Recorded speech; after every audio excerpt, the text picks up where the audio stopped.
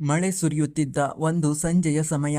ಕೈಯಲ್ಲಿ ಒಂದು ಹಳೆಯ ಚೀಲ, ಕಣ್ಣಲ್ಲಿ ತುಂಬಿದ ಕಣ್ಣೀರು, ಹೃದಯದಲ್ಲಿ ಸಾವಿರ ನೋವುಗಳನ್ನು ಹೊತ್ತು ಒಬ್ಬ ವೃದ್ಧ ತಾಯಿ ಮನೆಯ ಗೇಟ್ ಹೊರಗೆ ನಿಂತಿದ್ದಳು. ಆ ಮನೆ ಅವಳ ಕನಸು, ಅವಳ ರಕ್ತ, ಬೆವರಿನಿಂದ ಕಣ್ಣೀರಿನಿಂದ ಕಟ್ಟಿದ ಅರಮನೆ.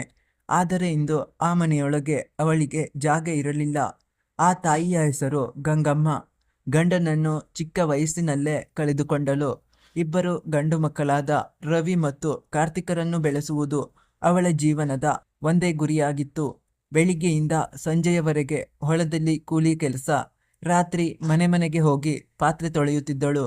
ಹಬ್ಬ ಬಂದರೆ ಸೀರೆ ಕೊಂಡುಕೊಳ್ಳದೆ ಮಕ್ಕಳಿಗೆ ಹೊಸ ಬಟ್ಟೆ ತರುವುದು, ಇದೇ ಅವಳ ಬದುಕು. ನನ್ನ ಮಕ್ಕಳು ಓದಿ ದೊಡ್ಡವರಾಗಬೇಕು, ಯಾರ ಮುಂದೆಯೂ ಕೈ ಚಾಚಬಾರದು ಎಂದು ದೇವರ ಮುಂದೆ ಪ್ರತಿದಿನ ಪ್ರಾರ್ಥಿಸುತ್ತಿದ್ದಳು. ಕಾಲ ಕಳೆಯಿತು. ಇಬ್ಬರು ಓದಿ ಒಳ್ಳೆಯ ಉದ್ಯೋಗ ಪಡೆದರು. ತಾಯಿಯ ಕಷ್ಟಕ್ಕೆ ಫಲ ಸಿಕ್ಕಿತು. ಗಂಗಮ್ಮ ತನ್ನ ಜೀವನದ ಎಲ್ಲ ಉಳಿತಾಯ, ಜಮೀನು ಮಾರಿದ ಹಣ, ಚಿನ್ನಾಭರಣ ಮಾರಿದ ಹಣ ಸೇರಿಸಿ ಒಂದು ದೊಡ್ಡ ಅರಮನೆಯಂತಹ ಮನೆ ಕಟ್ಟಿಸಿದ್ದಳು. ಮನೆ ಗೃಹ ಪ್ರವೇಶದ ದಿನ ಎಲ್ಲರ ಮುಂದೆ ಮಕ್ಕಳು ಹೇಳಿದರು, ಅಮ್ಮ, ಈ ಮನೆಗೆ ನಿಜವಾದ ದೇವರು ನೀನೇ ಎಂದು. ಆ ಮಾತು ಕೇಳಿ ತಾಯಿಯ ಕಣ್ಣುಗಳು ನೀರಾಯಿತು. ಇನ್ನು ನನ್ನ ಜೀವನ ಸಾರ್ಥಕವಾಯಿತು ಎಂದುಕೊಂಡಳು. ಕೆಲ ತಿಂಗಳುಗಳ ನಂತರ ಇಬ್ಬರು ಮದುವೆಯಾದರು. ಮೊದಲಿಗೆ ಎಲ್ಲವೂ ಚೆನ್ನಾಗಿತ್ತು. ಆದರೆ ದಿನಗಳು ಕಳೆದಂತೆ ಸೊಸೆಯರ ಮನಸ್ಸಿನಲ್ಲಿ ಬದಲಾವಣೆ ಶುರುವಾಯಿತು. ಅತ್ತೆ ಎಲ್ಲ ವಿಷಯದಲ್ಲೂ ಮಧ್ಯೆ ಬರುತ್ತಾರೆ. ಇಷ್ಟು ದೊಡ್ಡ ಮನೆಯಲ್ಲಿ ಅವರು ಇದ್ದರೆ ನಮಗೆ ಸ್ವಾತಂತ್ರ್ಯ ಇಲ್ಲ ಎಂದು ಗಂಡಂದಿರ ಕಿವಿಯಲ್ಲಿ ವಿಷ ಸುರಿಯತೊಡಗಿದರು.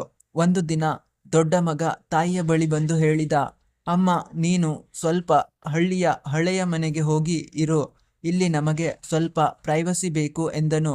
ಆ ಮಾತು ಕೇಳಿದ ತಾಯಿಯ ಹೃದಯ ಒಡೆದು ಹೋಯಿತು. ಮಗನೇ, ಈ ಮನೆ ಕಟ್ಟಿಸಿದ್ದು ನಿಮ್ಮಿಬ್ಬರಿಗಾಗಿ. ನನ್ನ ಕೊನೆಯ ಉಸಿರು ಇಲ್ಲಿಯೇ ಬಿಡಬೇಕೆಂದಿದ್ದೆ ಎಂದು ಅಳುತ್ತಾ ಕೇಳಿದಳು. ಆದರೆ ಯಾರ ಹೃದಯವೂ ಕರಗಳಿಲ್ಲ. ಚಿಕ್ಕ ಮಗನು ತಲೆ ತಗ್ಗಿಸಿ ನಿಂತ. ತಾಯಿಯ ಪರವಾಗಿ ಒಂದು ಮಾತನ್ನೂ ಆಡಲಿಲ್ಲ. ಕೊನೆಗೆ ಇಬ್ಬರು ಸೇರಿ ತಾಯಿಯ ಬಟ್ಟೆಗಳನ್ನು ಒಂದು ಚೀಲದಲ್ಲಿ ಹಾಕಿ ಮನೆಯ ಬಾಗಿಲಿನ ಹೊರಗೆ ಇಟ್ಟರು. ತಾಯಿ ಕೊನೆಯ ಬಾರಿ ಆ ಮನೆಯತ್ತ ನೋಡಿದಳು.